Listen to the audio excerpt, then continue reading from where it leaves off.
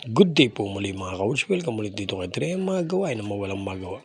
For today's video po, sinimulan na ni 3M magbuhos ng semento dito sa kanyang pangatlong poste na ginagawa. At napansin niyo po ay medyo matagal yung kanyang pagtatrabaho. Ito naman po ay hindi hanap buhay, ito po ay libangan lang ni 3M.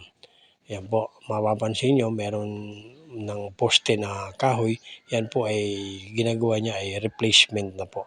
Yan po, at pag nakumpleto na po yung kanyang konkretong poste, ay tatanggalin na po na yung mga kahoy na poste. Yan po yung mga medyo mahuhuna na at tumagal na rin po ng nasa 11 years.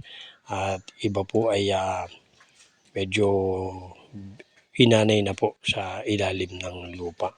Kaya po ngayon pa lang ay inaagapan na ni 3M ang pagpapalit.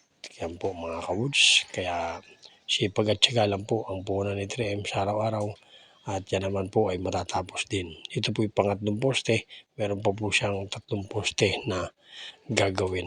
Bago matapos po ang buwan ng Abril ay sinisiguro po ni 3M na kumpleto na ang 6 na poste. Yan po mga ka-Woods. Kaya po muli mga ka-Woods ay shoutout po sa lahat ng followers, shoutout po sa lahat ng viewers. Maraming salamat po sa inyo.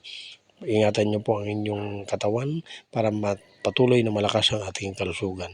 Pananalig sa ating Panginoong Diyos ay ating pagpatuloy at humingi at pagpasalamat sa lahat ng mga biyayang kanyang ibinibigay. Maraming salamat po sa inyong lahat at patnubayan ang bawat isa ng ating Panginoon. Mga nanonood po nito ay talaga namang gabay kayo ng Panginoon Diyos at salamat na marami sa inyong suporta sa bawat panood niyo po.